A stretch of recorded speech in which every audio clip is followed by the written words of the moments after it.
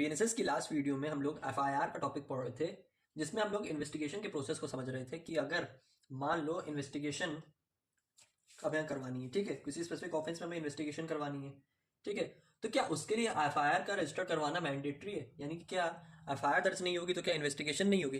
तो इसको हम लोग ने अपनी लास्ट वीडियो में समझा था। तो हम लोग ने यही देखा था कि इन्वेस्टिगेशन से पहले एफआईआर का रजिस्टर्ड होना जरूरी है, ठीक है। तो अब मैं अगर आपसे पूछूं, क्या ऑफेंस से पहले भी एफआईआर रजिस्टर्ड होना जरूरी है?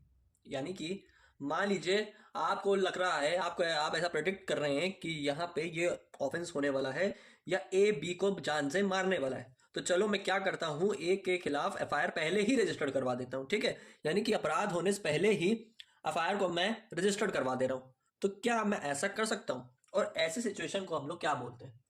देखिए, कोई भी इंडिविजुअल अगर ऑफेंस, मान लीजिए उसको प्रेडिक्ट हो रहा है कि हाँ कि ये पर्सन ऑफेंस करने वाला है, उससे पहले अगर एफआईआर को रजिस्टर करवा देता है, तो ऐसी एफआईआर को हम लोग एफआईआर नहीं बल्कि एंटी टाइम्ड एफआईआर बोलते हैं। क्या बोलते हैं? Anti timed FIR. क्या होती है एंटी टाइम्ड एफआईआर?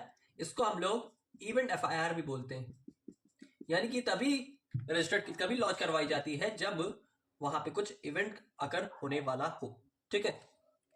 यानी कि ऐसा लग रहा है, ऐसा महसूस हो रहा है कि यहाँ पे ये ऑफेंस ये इंडिविजुअल पर्सन करने वाला है, तो उससे पहले क्यों ना हम एफआईआर ही रजिस्टर करवा देते हैं, जिससे बाद में कुछ हमें प्रॉब्लम ना देखनी पड़े, ठीक है। अब मान लीजिए यहाँ पे एग्जाम्पल ले रहे हैं इसको समझने का कि ए ने बी का मर्डर कर दिया, ठीक है। ए ने बी का मर्डर कर दिया। अब सी को ऐसा लग रहा है कि यहाँ पे बी मर्डर करने वाला है, ठीक है। या फिर मान लीजिए ए का मर्डर करता है बी, या मान लीजिए ए मर्डर करता है बी का शाम के 5 बजे, 5 PM को वो मर्डर करता है, ठीक है। किसका करता है? बी का करता है। लेकिन सी क्या करता है, यहां पे 4 बजे ही एफआईआर रजिस्टर करवा देता है, ठीक है। वो एफआईआर को लॉन्च कब करवा रहा है? शाम के 4 बजे। और अपराध यानी कि वो क्राइम कितने बजे हुआ है? 5 बजे। तो ऐसी सिचुएशन में जब हम उस स्पेसिफिक ऑफेंस के अकरेंस से पहले ही, यानी कि कोई पर्टिकुलर अपराध, पर्टिकुलर क्राइम होने वाला है, ठीक है, लेकिन हम उससे अगर पहले एफआईआर रजिस्टर करवा देते हैं, तो ऐसी एफआईआर को हम लोग एंटी टाइम एफआईआर बोलते हैं। यानी कि पुलिस जो रजिस्टर्ड करेगी आपकी इवेंट एफआईआर को रजिस्टर्ड करेगी, ठीक है। तो ये आपका इसका छोटा सा कॉन्सेप्ट था एंटी टाइम एफआईआर का। अब हम लोग समझ रहे हैं कि यहाँ पे इंडिविजुअल के द्वारा एफआईआर रजिस्टर करवाई जा सकती है, ठीक है। अब मान लीजिए यहाँ पे सी पर्सन है, ठीक है, इसने यहाँ पे एफआईआर को 4 बजे या कोई भी पर्टिकुलर टाइम पीरियड में एफआईआर को रजिस्टर करवा दिया। अब ये जो पर्सन है, क्या इसकी एज भी मैटर करती है?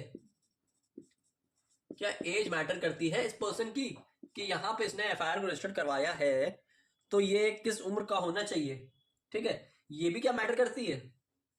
देखिए, ऐसा कुछ नहीं है। ऐसा स्पेसिफिक ऑफेंस के लिए या कोई भी ऑफेंस में एज का मैटर करना एफआईआर से नहीं है। यानी कि एज का कोई लेना देना नहीं है एफआईआर से।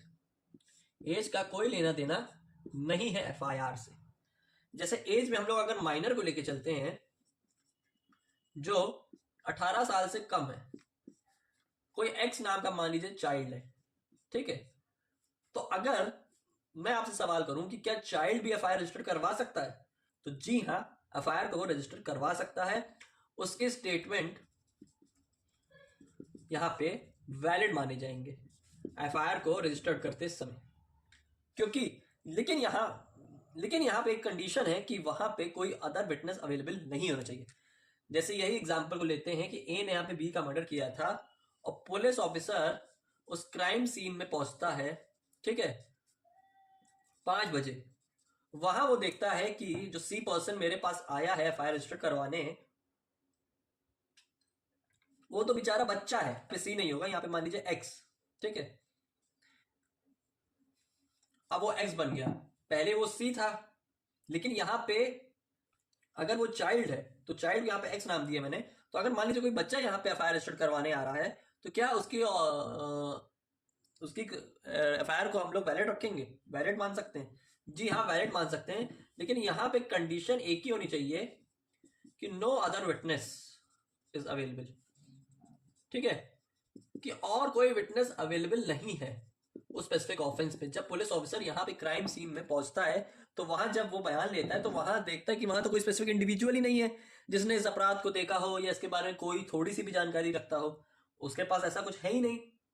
ठीक है, तो ऐसी सिचुएशन में क्या करते हैं पुलिस ऑफिसर, जो भी यहाँ पे उसको स्पेसिफिक विटनेस मिलता है वो उसकी एफआईआर को यहाँ पे उसके दिए गए स्टेटमेंट को यहाँ पे रिकॉर्ड कर सकते हैं। हाँ, बाद में ऐसी सिचुएशन हो सकती है कि वो फर्दर बाद में कुछ और स्पेसिफिक इन्वेस्टिगेशन में वो नए विटनेस को ऐड ऑन कर सकते हैं, लेकिन एकदम एज अ प्रायर स्टेज में यानी कि अपनी सबसे स्टार्टिंग स्टेज में अगर पुलिस ऑफिसर अगर चाइल्ड की स्टेटमेंट लेता है एफआईआर को रजिस्टर करने के लिए तो वो उसको वहां करवा सकता है, चाइल्ड की स्टेटमेंट वैलिड मानी जाएगी।